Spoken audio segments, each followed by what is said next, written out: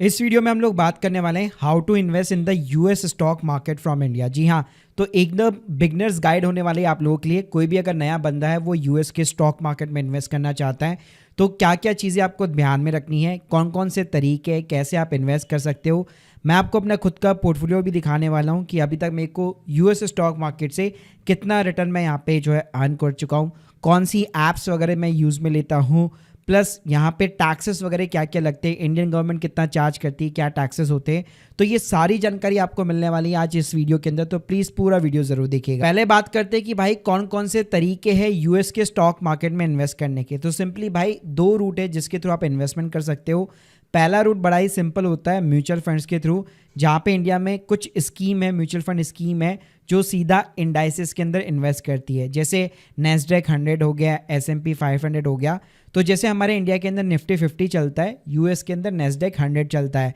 तो जैसे यूएस की टॉप 100 कंपनीज हो गई, ऐसे टॉप 500 कंपनी हो गई। तो जैसे इंडिया में लोग निफ्टी 50 इंडेक्स फंड के अंदर पैसे लगाते हैं, सेम यहाँ पे कॉन्सेप्ट चलता है। जैसे स्क्रीन के सामने आप देख सकते हो, मैं अभी एक मोतीलाल ओसवाल का S&P 500 इंडेक्स फंड के अंदर पैसा लगाता हूँ, SIP के रूप में निवेश करता हूँ। पिछले एक साल से कर रहा हूँ, ऑलमोस्ट 19% का मेरे को रिटर्न मिल चुका है। एक और स्कीम है नेस्डेक 100 करके, जिसमें अभी मेरे पास में नेगेटिव के अंदर रिटर्न है। अब ये म्यूचुअल फंड स्कीम के अंदर एक प्रॉब्लम जरूर होती है, यहाँ पे सेबी कभी भी इन स्कीम को यहाँ पे क्लोज कर सकती है, क्योंकि रिसेंटली एक सर्कुलर आया था जिसमें वैसे इंडिया में बहुत सारी स्कीम थी, लेकिन सेबी ने एक लिमिट लगा रखी है कुछ अमाउंट तक की। उस अमाउंट के बाद में इन स्कीम को बंद कर दिया जाता है, यानी आप एक नया इन्वेस्टमेंट नहीं कर सकते। पैसा बिल्कुल आपका सेफ रहता है, विड्रॉल कभी भी कर सकते हो। और आप चाहो तो इसके ऊपर मैंने ऑलरेडी एक पूरा नेस्डेक 100 के ऊपर पूरा एक सेपरेट वीडियो बना रखा है, इसके लिंक भी मैं आपको सिंपली जो है डिस्क्रिप्शन बॉक्स के अंदर प्रोवाइड कर दूंगा। तो ये तो हो गया फर्स्ट रूट, जहां पे आपको कुछ म्यूचुअल फंड स्कीम को फाइंड आउट करना है जो यूएस के इंडाइसेस या जो स्टॉक मार्केट होता है उसके अंदर वहां पे निवेश करती है, और उसके अंदर आप अपनी SIP इन्वेस्टमेंट कर सकते हो। दूसरा जो तरीका है वो डायरेक्टली है, जहाँ पे आप डायरेक्टली किसी भी यूएस के पर्टिकुलर स्टॉक हो गया, जैसे गूगल हो गया, फेसबुक हो गया, एप्पल हो गया, माइक्रोसॉफ्ट हो गया, एनवीडिया हो गया, कोई भी कंपनी के अंदर या ETF के अंदर आप डायरेक्टली निवेश कर सकते हो। और मार्केट के अंदर दो लीडिंग प्लेयर इसके अंदर वेस्टेड है और IND मनी है। जैसे आप स्क्रीन के सामने आप देख सकते हो, ये मेरा वेस्टेड का अकाउंट है, इसके अंदर भी मेरी स्टॉक्स के अंदर डायरेक्टली SIP चल रही है। तो यहाँ पे आप देख सकते हो $5000 तक का मेरा यहाँ पे इन्वेस्टमेंट लग चुका है, और अगर आप प्रॉफिट देखोगे तो 44% का है। तो ये सिंपली 2 साल का प्रॉफिट है, तो ऑलमोस्ट 20% का कैग रेट मेरे इस अकाउंट के अंदर चल रहा है। इसी तरह अगर मैं IND मनी की बात करूँ तो यहाँ पे भी आप देख सकते हो ऑलमोस्ट 27% मेरे को यहाँ पे प्रॉफिट वगैरह हो चुका है। अब देखो इन दोनों ऐप्स के अंदर कौन सी अच्छी ऐप है, तो उसके ऊपर मैं एक पूरा सेपरेट अलग से वीडियो बनाने वाला हूँ, तो प्लीज़ मेरे चैनल को ज़रूर आप सब्सक्राइब कर लेना। अब बात करते हैं कि यहाँ पे चाहे आप म्यूचुअल फंड के रूट के थ्रू इन्वेस्ट करो या फिर डायरेक्टली इन ऐप्स के थ्रू करो, तो क्या सिक्योर है कि नहीं है, आपका पैसा कहीं डूब तो नहीं जाएगा। तो देखो, अगर मैं म्यूचुअल फंड की बात करूँ तो वो पूरा सेबी रेगुलेट होता है, तो वहाँ पे आपको बिल्कुल भी टेंशन लेने की ज़रूरत नहीं है। अगर सेबी कल को कोई स्कीम को यहाँ पे जो है रेस्ट्रिक्शन भी करती है, तो उसके अंदर आप अपना डेफिनेटली पैसा वगैरह निकाल सकते हो। जैसे आप स्क्रीन के सामने आप देख सकते हो, ये नाविक का नेस्डेक 100 का एक FOF था, मतलब म्यूचुअल फंड की स्कीम थी।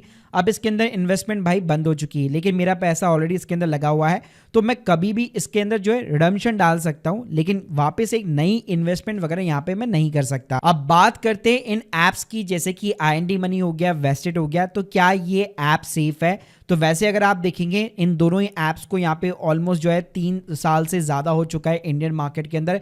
ये दोनों ऐप्स प्रॉपरली जो है सारे रेगुलेशंस के साथ में काम करती है, प्लस ये जो ऐप्स होती है एक तरह से मीडिएटर की तरह काम करती है। यहाँ पे आप अपना जो ट्रेडिंग अकाउंट ओपन करते हैं, यूएस के अंदर एक रेगुलेटेड ब्रोकर होता है, उसके साथ में आप सिंपली ओपन करते हैं। अगर मैं एग्जांपल देना चाहूँ तो इन दोनों ही ऐप्स ने मोस्टली जो है ड्राई वेल्थ के साथ में पार्टनरशिप कर रखी है।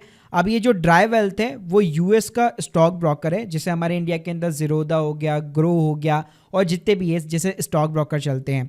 अब इसके अंदर होता क्या है, जैसे हमारे इंडिया के अंदर सेबी चलता है, वैसे ही यूएस के अंदर SIPC चलता है, सिक्योरिटीज इन्वेस्टमेंट प्रोटेक्शन कॉर्पोरेशन। तो लेट सपोज अगर आपका ये ऐप बंद हो जाता है, ड्राई वेल्थ बंद हो जाता है, आपका डीमेट अकाउंट के अंदर जो आपके या ट्रेडिंग अकाउंट के अंदर जो शेयर्स है, वो मान लीजिए कल को यहाँ पे कुछ भी ऐसा कुछ होता है, तो उस केस में SIPC जो है आपको $5 लाख तक का कवरेज देता है। और ये सिर्फ यूएस के मतलब जो सिटीजन्स हैं उनके लिए नहीं है, अक्रॉस द मतलब ग्लोब है। कोई भी कस्टमर यूएस के स्टॉक मार्केट में इन्वेस्ट करता है उसको ये प्रोटेक्शन मिलता है।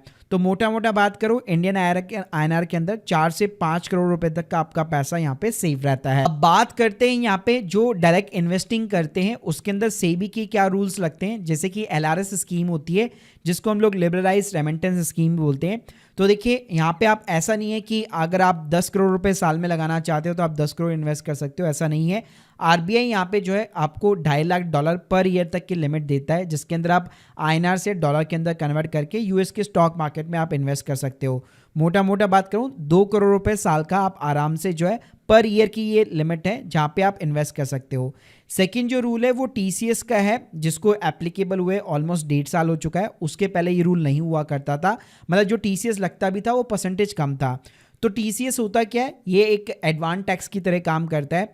तो अगर आप मान लो इन्वेस्ट करना चाहते हो तो पूरे साल भर के अंदर अगर आप 7 लाख रुपए से ज़्यादा इन्वेस्ट करते हो या 7 लाख से ज़्यादा की करेंसी को डॉलर के अंदर कन्वर्ट करते हो, तो except the education and medical purpose ये चीज़ करते हो, तो 20% का आपका टीसीएस जो है बैंक डिडक्ट कर लेता है और आपके पैन कार्ड के अगेंस्ट में डिपॉजिट कर देता है।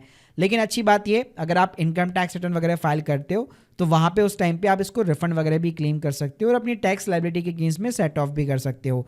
तो ये जो 20% टीसीएस है, अगर आप 7 लाख के बियॉन्ड यहाँ पे इन्वेस्ट करोगे तब जाके लगेगा। लेकिन हाँ, 7 लाख के नीचे अगर आप साल भर में इन्वेस्ट करते हो तो यहाँ पे कोई भी टीसीएस वगैरह आपका नहीं लगने वाला। अब बात करते हैं कि भाई टैक्सेस कितने लगने वाले हैं। तो देखिए 2 टाइप के टैक्सेस लगते हैं। एक जैसे आपको जो डिविडेंड की इनकम मिलती है, मान लो मैंने गूगल के शेयर के अंदर इन्वेस्ट किया, अब गूगल मुझे यहाँ पे जो भी डिविडेंड देता है उसमें से 25% जो है टैक्स यहाँ पे यूएस की गवर्नमेंट डिडक्ट कर लेती है और बाकी का जो पैसा होता है वो मेरे वॉलेट के अंदर क्रेडिट होता है। जैसे आप स्क्रीन के सामने आप देख सकते हो, मेरे को जैसे कि ये एप्पल का डिविडेंड मिला हुआ है, ठीक है।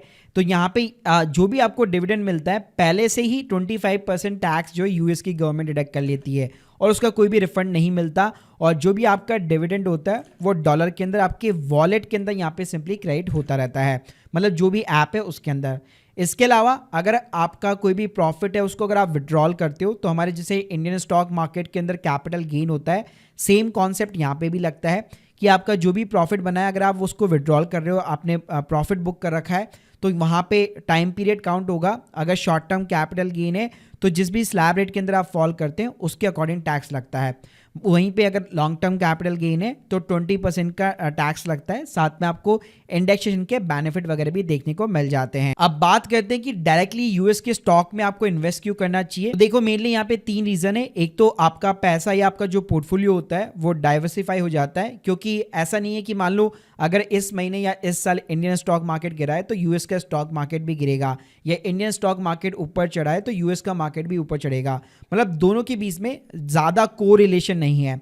सेकेंड थिंग, आपको बेटर रिटर्न्स देखने को मिल जाते हैं क्योंकि इसके अंदर 2 चीज़ों के एप्रिसिएशन होता है। एक तो करेंसी एप्रिसिएशन, जैसे मान लो जब डॉलर का भाव 60 रुपये चल रहा था उस टाइम पे किसी ने इन्वेस्ट किया होता गूगल के शेयर के अंदर, तो गूगल के शेयर में जो एप्रिसिएशन है वो तो मिलेगा ही मिलेगा, लेकिन जो डॉलर की प्राइस है बेसिकली 60 से आज 80 रुपये 81 रुपये चल रहा है, तो उसका भी आपको बेनिफिट यहाँ पे देखने को मिलने वाला है, यानी कि डबल आपको जो है यहाँ पे रिटर्न्स देखने को मिलने वाले हैं। इसके अलावा आप यहाँ पे शेयर्स के अंदर फ्रैक्शन शेयर के अंदर इन्वेस्ट कर सकते हो। जैसे कि अगर आप अभी एप्पल का यहाँ पे प्राइस देखो तो $299 का है, तो एक शेयर के लिए ऐसा नहीं है कि मेरे को $229 रुपये मेरे को यहाँ पे इन्वेस्ट करने पड़ेंगे। मैं चाहूँ तो $5 $10 अपनी जो भी इच्छा है उसके अकॉर्डिंग यहाँ पे इन्वेस्ट कर सकता हूँ, तो उसके अकॉर्डिंग मेरे को फ्रैक्शन के अंदर शेयर देखने को मिल जाते हैं। अब लोगों का भाई कंफ्यूजन ये होता है, जो भी बिगनर्स बंदा है, क्या मैं म्यूचुअल फंड्स रूट के थ्रू यहाँ पे इन्वेस्ट करूँ या फिर डायरेक्टली यूएस के स्टॉक मार्केट में इन्वेस्ट करूँ। तो देखो डायरेक्टली यूएस स्टॉक मार्केट में मैंने आपको बताया 2 बेनिफिट मिलेंगे। एक तो जो रूपी डॉलर का एप्रिसिएशन है वो भी मिलेगा और कैपिटल गेन का भी एप्रिसिएशन मिलेगा।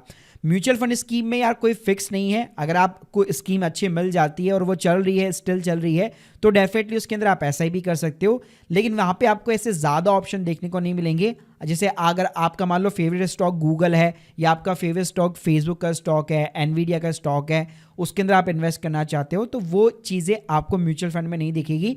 म्यूचुअल फंड में सिंपल सा है, आपको इंडेक्स बेस्ड जो यूएस के स्टॉक मार्केट वाले जो म्यूचुअल फंड्स होते हैं वो आपको सिंपली देखने को मिल जाते हैं। अब अगर मैं डायरेक्ट इन्वेस्टिंग की बात करूं तो डायरेक्ट इन्वेस्टिंग के अंदर आपकी एक कॉस्ट यहाँ पे ये लगती है कि जब आईएनआर से आप डॉलर के अंदर पैसा अपना कन्वर्ट करते हैं, क्योंकि यहाँ पे क्या होता है, जैसे आप इंडियन डीमेट अकाउंट के अंदर कैसे यूपीआई के थ्रू पैसा ट्रांसफर करते हैं आईएनआर के अंदर, फिर उससे आप किसी स्टॉक को बाय करते हैं, तो यहाँ पे क्या कॉन्सेप्ट होता है, आपको INR से जो है डॉलर के अंदर पहले पैसा कन्वर्ट करना पड़ता है, यहाँ पे वॉलेट के अंदर आपको डिपॉजिट करना पड़ता है और उसका एक फिक्स कॉस्ट लगता है 500 से 1000 रुपये। लेकिन यहाँ पे IND मनी, वेस्टर जैसी ऐप्स ने कुछ बैंक्स के साथ में टाइप कर रखा है और कुछ और तरीके भी है जिसके थ्रू आप अपना ये पैसा बचा सकते हो। तो इन सब के ऊपर डिटेल वीडियो आने वाले वीडियोस के अंदर धीरे धीरे आपको सब जानने को मिलेगा, क्योंकि अगर इस वीडियो के ऊपर मुझे अच्छा रिस्पॉन्स मिला तो हम लोग इसके ऊपर पूरी ना एक सीरीज वगैरह क्रिएट करने वाले हैं। तो भाई बस डायरेक्ट इन्वेस्टिंग के अंदर आपको ये बेनिफिट मिल जाता है कि आप किसी भी पर्टिकुलर अपना मनपसंद का जो स्टॉक्स वगैरह है या जो ETF वगैरह है उसके अंदर आप डायरेक्टली यहाँ पे इन्वेस्ट कर सकते हो। और भाई यूएस स्टॉक मार्केट के अंदर बहुत सारे ऑप्शन है, टेक्नोलॉजी कंपनी से लेकर कंज्यूमेबल कंपनीज हो गई, या इसके अलावा जो क्रिप्टो बेस्ड ETF भी होते हैं वो भी आपको यहाँ पे देखने को मिल जाएंगे। So guys, hope you like this video. अगर आप लोग चाहते हो कि इसके ऊपर मैं पूरा एक डिटेल सीरीज वगैरह बनाऊं तो प्लीज़ मुझे कमेंट बॉक्स के अंदर ज़रूर बताइएगा। और अगर आप IND मनी या वेस्टेड ऐप को ज्वाइन करना चाहते हैं जहाँ पे आपको एक्स्ट्रा रिवॉर्ड्स भी देखने को मिल जाएगा अगर आप मेरी लिंक के थ्रू ज्वाइन करते हैं, ऑलमोस्ट $10 का ज्वाइनिंग बोनस देखने को मिल जाएगा, link in the description box. और अगर आप लोगों के कोई भी डाउट्स है कमेंट बॉक्स के अंदर ज़रूर बताइएगा और चैनल को यार सब्सक्राइब करना मत भूलिएगा। Thank you guys, thank you very much.